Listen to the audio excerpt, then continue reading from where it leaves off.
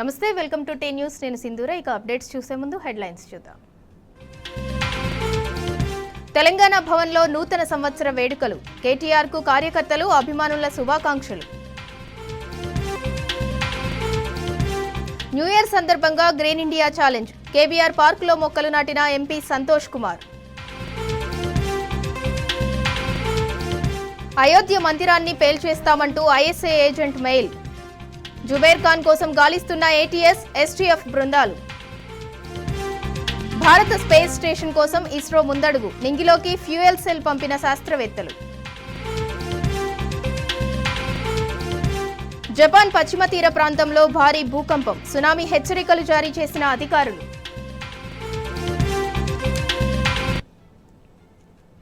Right, ఇక details చూద్దాం. నూతన సంవత్సర వేడుకల వేళ జపాన్ను భారీ భూకంపం వణికించింది. 4 రోజుల నాటి ప్రకంపనల నుంచి కోలుకోకముందే మరోసారి భారీ భూకంపం సంభవించింది. ఇషికావాలో 7.6 తీవ్రతతో భూ ప్రకంపనలు నమోదయ్యాయి.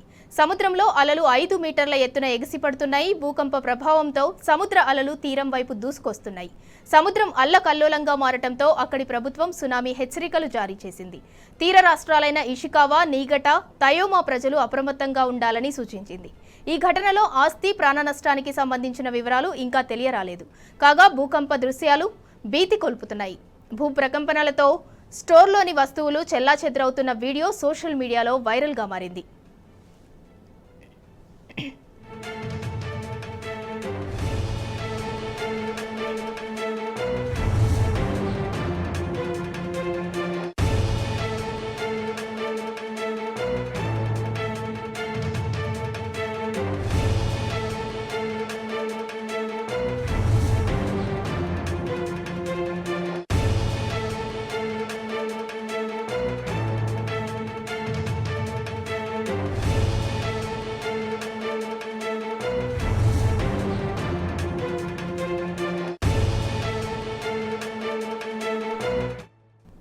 నూతన సంవత్సర వేడుకల వేళ జపాన్ను భారీ భూకంపం వణికించింది. 4 రోజుల నాటి ప్రకంపనల నుంచి కోలుకోకముందే మరోసారి భారీ భూకంపం సంభవించింది.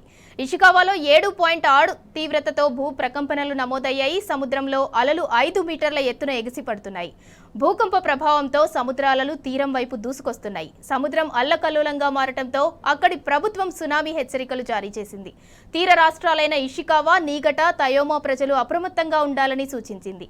ఈ ఘటనలో ఆస్తి, ప్రాణ నష్టానికి సంబంధించిన వివరాలు ఇంకా తెలియరాలేదు. కాగా భూకంప దృశ్యాలు భీతి కొల్పుతున్నాయి. భూ ప్రకంపనలతో స్టోర్లోని వస్తువులు చెల్లాచెదరవుతున్న వీడియో సోషల్ మీడియాలో వైరల్గా మారింది.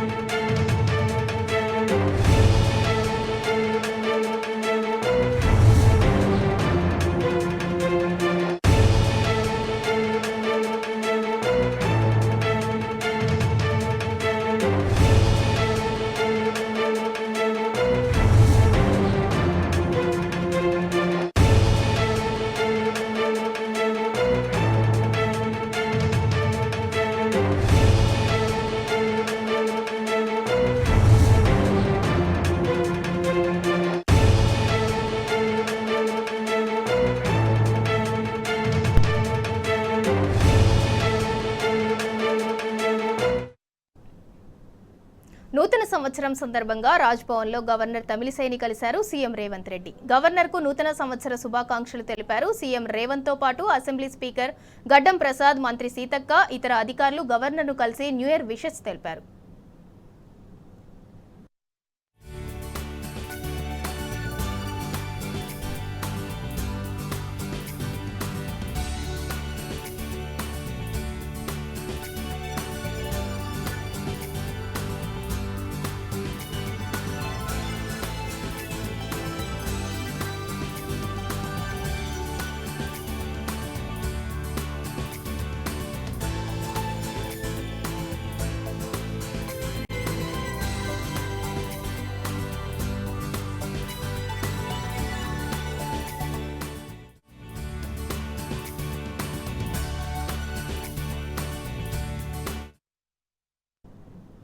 నూతన సంవత్సరం సందర్భంగా గ్రీన్ ఇండియా ఛాలెంజ్ లో పాల్గొన్నారు MP Santosh Kumar. Banjara hills KBR park లో మొక్కలు నాటారు. పచ్చదనం, ఆరోగ్యకరమైన వాతావరణం కోసం ప్రతి ఒక్కరూ తమ పుట్టినరోజుతో పాటు వివిధ సందర్భాల్లో మొక్కలు నాటాలని పిలుపునిచ్చారు. కార్యక్రమంలో గ్రీన్ ఇండియా ఛాలెంజ్ సహ వ్యవస్థాపకులు కరుణాకరణ్, రాఘవ, ఇతర సభ్యులు పాల్గొన్నారు.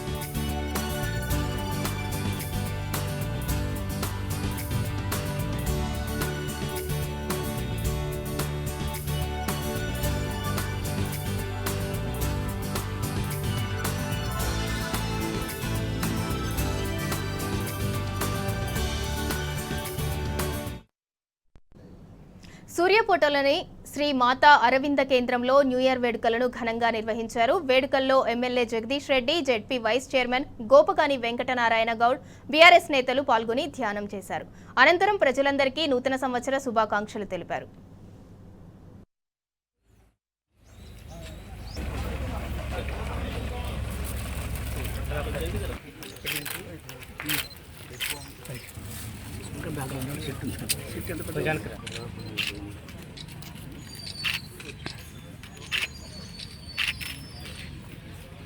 ఓకే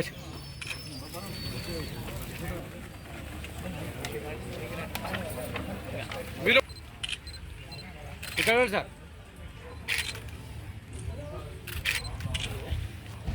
ఓకే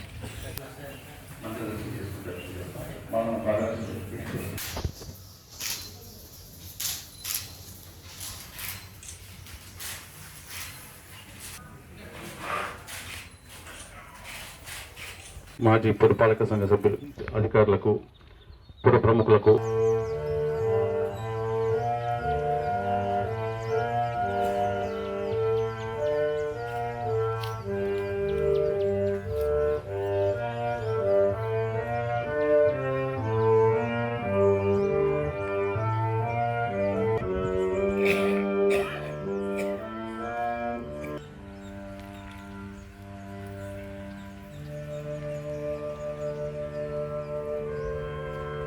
ఈ నూతన సంవత్సరం ప్రారంభం నాడు మా తల్లిదండ్రుల వారిని గుర్తు చేసుకుంటూ ప్రపంచ శాంతి కొరకు వారు చేసిన కృషి ప్రయత్నాలు గుర్తు చేసుకొని మనమందరం కూడా అదే పద్ధతుల్లో ఈ సమాజానికి సుఖశాంతుల్ని ప్రసాదించాలని చెప్పి భగవంతుని వేడుకుంటూ ధ్యానం చేసుకుంటున్న ఈ కార్యక్రమంలో పాల్గొంటున్న ప్రపంచ శాంతి యొక్క ప్రాధాన్యతను గుర్తు చేసే విధంగా చేస్తున్న నిర్వాహకులందరికీ, పెద్దలందరికీ నా ధన్యవాదాలు. ఇక్కడికి ఆహ్వానించినందుకు. ప్రపంచ శాంతి అంటారు ఎక్కడో మనల్ని వదిలిపెట్టి వేరే కాడ ఉండేది కాదు. మనం ఎక్కడ ఎవరు ఉన్న చోట అక్కడ వాళ్ళందరూ కూడా శాంతియుతంగా సుఖంగా ఉండడం అనేది, ప్రజలందరూ, మనుషులందరూ సుఖంగా ఉండడం అనేది శాంతి, ప్రపంచ శాంతి. కాబట్టి మరి వారి బోధనల్ని సూర్యాపేట ప్రజలకు గుర్తు చేస్తూ ఈ కార్యక్రమాన్ని నిర్వహిస్తూ ఉన్న పెద్దలు తప్పకుండా మరి ఈ సందర్భంగా ఇక్కడికి వచ్చిన అందరికీ, సూర్యాపేట ప్రజలందరికీ కూడా ఎప్పుడు ప్రతి సంవత్సరం కూడా వినిపిస్తూ ఇట్లాగే తన యొక్క ఆవశ్యకతను గుర్తు చేస్తూ ముందుకు వెళ్దామని, సూర్యాపేట శాంతియుతంగా సుఖశాంతులతో అభివృద్ధి చెందడానికి మనం అందరం కూడా కలిసి కృషి చేద్దామని చెప్పి తెలియజేస్తూ అందరికీ. నూతన సంవత్సరం సందర్భంగా పారిశుద్ధ్య కార్మికులతో కలిసి లంచ్ చేశారు BRS working president KTR. Telangana భవన్లో పారిశుద్ధ్య కార్మికులను కలిశారు. వారందరికీ విషెస్ తెలిపారు. అనంతరం కార్మికులతో కలిసి భోజనం చేస్తూ సరదాగా ముచ్చటించారు కేటీఆర్.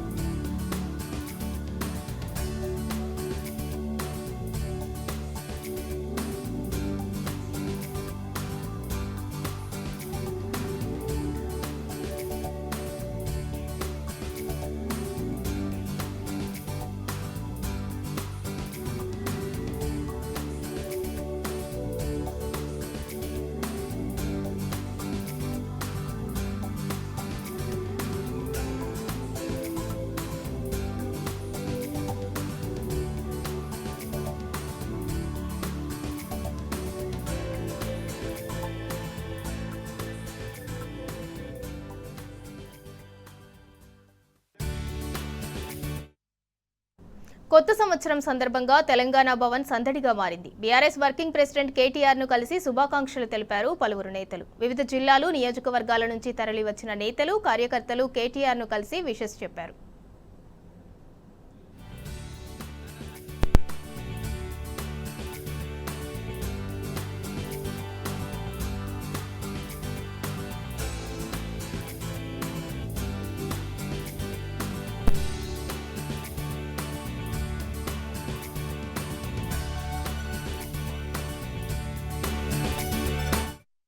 రాష్ట్రంలో గర్భిణీలు, బాలింతలకు అందించే న్యూట్రిషన్ కిట్స్ కొరత ఏర్పడింది.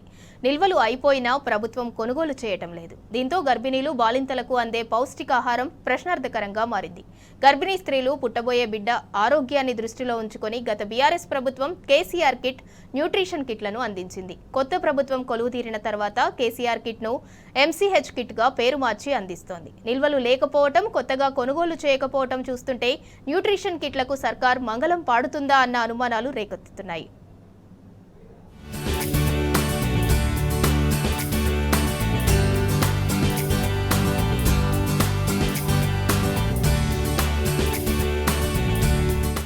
గర్భిణులు ఆరోగ్యంగా ఉంటూ కడుపులో బిడ్డ ఆరోగ్యంగా ఎదుగుతూ సురక్షిత ప్రసవం అయ్యేందుకు సహాయం చేస్తున్న కేసీఆర్ కిట్, కేసీఆర్ న్యూట్రిషన్ కిట్లను కొనసాగిస్తారా లేదా అనే చర్చ ప్రజల్లో మొదలైంది. ఇప్పటికే కేసీఆర్ కిట్ పేరును ఎంసీహెచ్ కిట్ గా రాష్ట్ర ప్రభుత్వం మార్చింది. అయితే కేసీఆర్ కిట్ తో ఉన్న ఆర్థిక సాయాన్ని కొనసాగిస్తారా లేదా అనే విషయంలో మాత్రం స్పష్టత లేదు. గతంలో గర్భిణిగా పేరు నమోదైనప్పటి నుంచి ప్రసవం అయ్యి పిల్లలకు వ్యాక్సిన్లు పూర్తయ్యే నాటికి గర్భిణులకు ప్రభుత్వం 12,000 ఆర్థిక సాయం అందించేది. అమ్మాయి పుడితే మరో 1000 అదనంగా ఇచ్చేది. దీంతో పాటు తల్లికి, బిడ్డకు కావలసిన నిత్యావసరాలతో కూడిన కిట్ అందించేది. దీని ఖరీదు దాదాపు 2,000. ఇలా సుమారు 13 లక్షల మంది గర్భిణులకు కేసీఆర్ పాలనలో ఆర్థిక సహాయం అందించింది.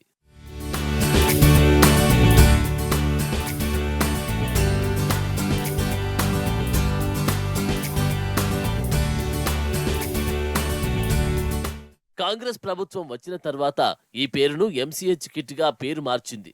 అయితే 13,000 ఆర్థిక సాయం, 2,000 విలువైన వస్తువుల కిట్ను కొనసాగిస్తారా లేదా అన్న దానిపై స్పష్టత లేదు. ఇప్పటికైనా గర్భిణుల పేర్లు నమోదు చేస్తున్నామని, ఆర్థిక సాయం ఎంత అనే దానిపై ఇంకా తమకు ఎలాంటి ఆదేశాలు రాలేదని అధికారులు చెబుతున్నారు. కేంద్రం ఇచ్చే 5,000 రూపాయలతో సరిపెడతారని కొందరు చెబుతుండగా, పేరు మార్చి కొనసాగిస్తారని మరికొందరు పేర్కొంటున్నారు.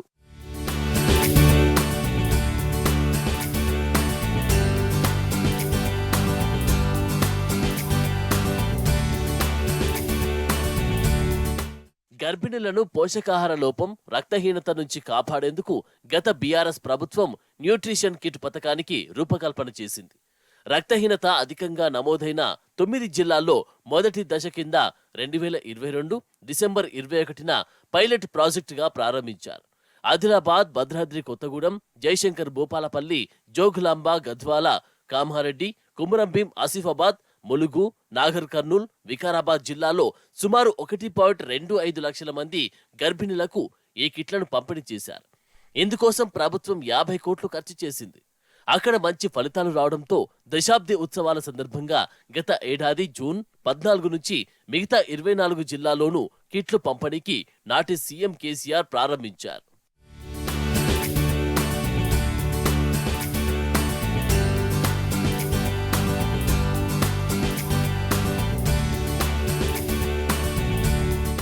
ప్రతి గర్భిణికి 2 కిట్లు అందజేస్తారు. 13 నుంచి 27 వారాల మధ్య జరిగే 2 ఏఎన్సీ చెకప్ సమయంలో ఒకసారి, అలాగే 28 నుంచి 34 వారాల మధ్య నిర్వహించే 3వ ఏఎన్సీ చెకప్ సమయంలో రెండోసారి ఈ కిట్ను ఇస్తారు. ఈ పథకం ద్వారా రాష్ట్ర వ్యాప్తంగా మొత్తం 6.8 లక్షల మంది గర్భిణులకు ప్రయోజనం కలగనుంది. ఇందుకోసం బడ్జెట్లో 250 కోట్లు కేటాయించారు. అయితే ప్రస్తుతం రాష్ట్రంలో న్యూట్రిషన్ కిట్ల పంపిణీ నిలిచిపోయింది. గతంలో కొనుగోలు చేసిన కిట్ల నిల్వలు అయిపోయాయి. కొత్తగా కొనుగోళ్లపై ప్రభుత్వం నుంచి ఇంకా ఎలాంటి స్పందన రాలేదని అధికారులు చెబుతున్నారు. పథకాన్ని నిలిపివేస్తారో, కొత్త పేరును కొనసాగిస్తారో తెలియడం లేదని చెబుతున్నారు. దీంతో వేల మంది గర్భిణులకు కిట్స్ పంపిణీ ఆగిపోయిందని అంటున్నారు. ప్రభుత్వం వెంటనే స్పందించి కిట్స్ కొనుగోలుకు చొరవ చూపాలని కోరుతున్నారు.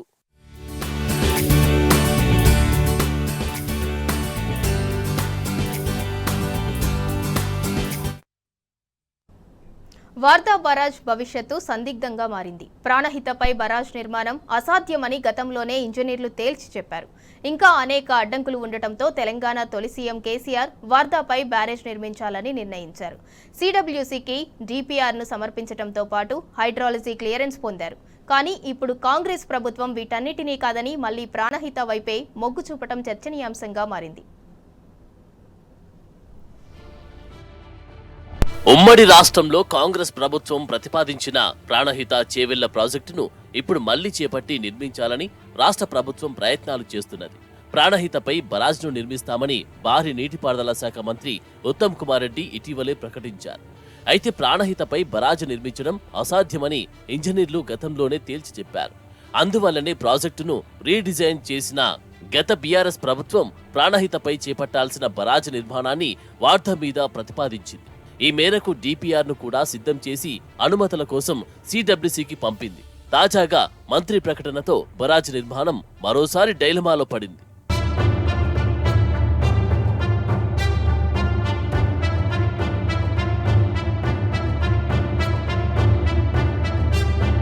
ఉమ్మడి ఏపీ సర్కార్ డాక్టర్ బిఆర్ అంబేద్కర్ ప్రాణహిత చేవెళ్ల సుజల స్రవంతి ప్రాజెక్టును 2007లో ప్రతిపాదించింది. వార్దా, వేన్గంగా నదులు కలిసిన తర్వాత కుమ్రంభీం ఆసిఫాబాద్ జిల్లా కౌటాల మండలం తుమ్మిడిహట్టి వద్ద 2500 కోట్లతో బరాజ్ను నిర్మించాలని నిర్ణయించింది. అయితే ఈ ప్రదేశం వద్ద బరాజ్ నిర్మాణానికి సాంకేతిక సమస్యలు ఉన్నాయని అధికారులు ఆదిలోనే అభ్యంతరం వ్యక్తం చేశారు. బరాజ్ను నిర్మించాలంటే నీటి ప్రవాహం 90 డిగ్రీల లంబకోణంలో ఉండాలి. తుమ్మిడిహట్టి వద్ద పరిస్థితి అందుకు విరుద్ధంగా ఉందని గుర్తించారు. కేవలం 45 డిగ్రీల స్క్రూ షేప్ లో బరాజు నిర్మించాల్సి వస్తుందని, అది అంతా క్షేమదాయకం కాదని తేల్చారు. అదీగాక ఇప్పటి వరకు ఆ స్క్రూ షేప్ లో బరాజ్ నిర్మాణానికి సంబంధించిన డిజైన్లు ఎక్కడా అందుబాటులో కూడా లేవని స్పష్టం చేశారు. మొత్తంగా తుమ్మిడిహట్టి వద్ద 1.5 టీఎంసీల నీటి నిల్వ సామర్థ్యంతో బరాజును నిర్మించాలంటే సుమారు 6 కిలోమీటర్ల మేర కాంక్రీట్ నిర్మాణం చేపట్టాల్సి ఉంటుందని, 100 నుంచి 110 గేట్లను ఏర్పాటు చేయాల్సి ఉంటుందని అంచనా వేశారు. మొత్తం బరాజు నిర్మాణానికి 2500 కోట్లకు పైగా వెచ్చించాల్సి వస్తుందని చెప్పారు. 20 టీఎంసీల నీటిని ఎత్తిపోసేందుకు అంత పెద్ద మొత్తం వెచ్చించడం నిరర్థకమని అభిప్రాయం వ్యక్తం చేశారు. ప్రతిపాదిత తుమ్మిడిహట్టి పక్కనే చాప్రాల్ అభయారణ్యం ఉండడంతో దాదాపు 2448 హెక్టార్ల అటవీ భూమి ముంపునకు గురవుతోంది. దీంతో సిడబ్ల్యూసీ అనుమతులు పొందడానికి అనేక ఆటంకాలు ఏర్పడే అవకాశముందని తేల్చి చెప్పారు.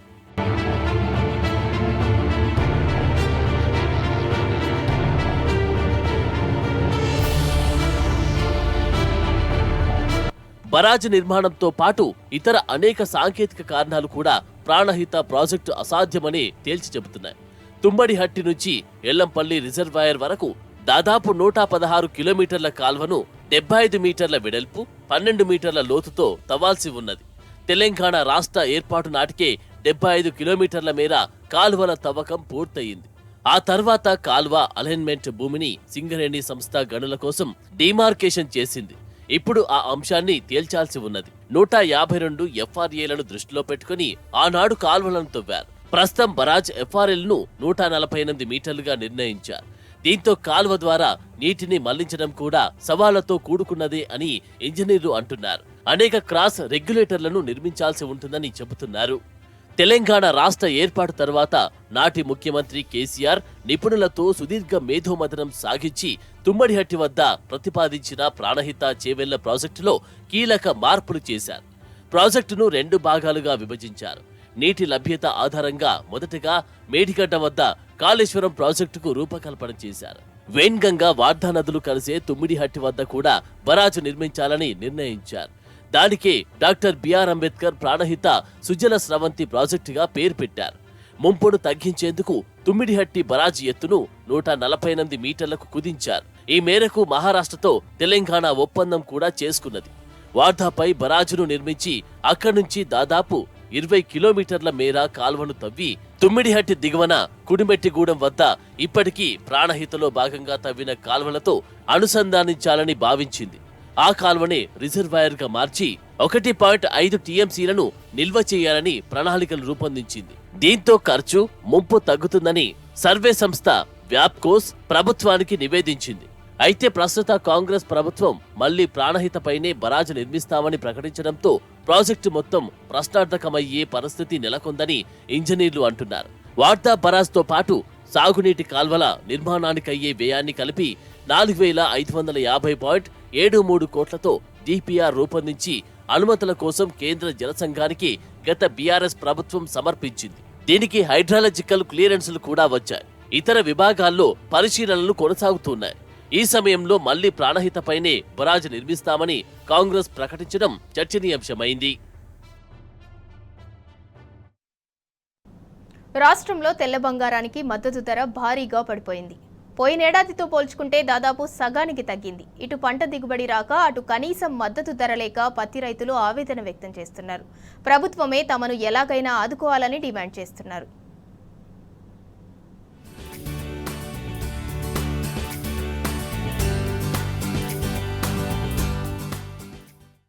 గతేడాది రికార్డు స్థాయి ధర పలికిన పత్తికి ఈసారి మాత్రం మద్దతు ధర కూడా లభించకపోవడంతో రైతులు ఆందోళనలో మునిగిపోయారు.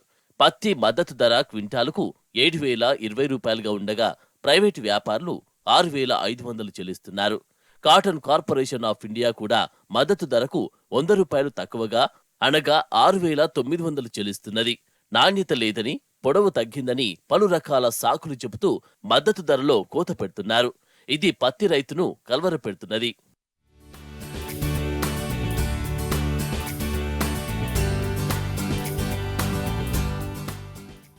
ఈ ఏడాది రాష్ట్ర వ్యాప్తంగా దాదాపు 45 లక్షల ఎకరాల్లో పత్తి సాగైంది. 30 లక్షల బేళ్ల పత్తి కొనుగోలుకు మార్కెటింగ్ శాఖ ప్రణాళికలు రూపొందించింది. అయినప్పటికీ ఇప్పటి వరకు సిపిఐ, ప్రైవేటు వ్యాపారులు కలిపి కొన్నది 13 లక్షల బేళ్లు మాత్రమే. ప్రైవేటు వ్యాపారులు 7 లక్షల బేళ్ల పత్తిని కొనుగోలు చేస్తే సిపిఐ 6 లక్షల బేళ్లతో సరిపెట్టింది. సీజన్ ప్రారంభంలో తొలుత క్వింటాలు పత్తికి 7,500 రూపాయల వరకు ధర పలికి ఊరించింది. ఆ తర్వాత క్రమంగా పడిపోయింది.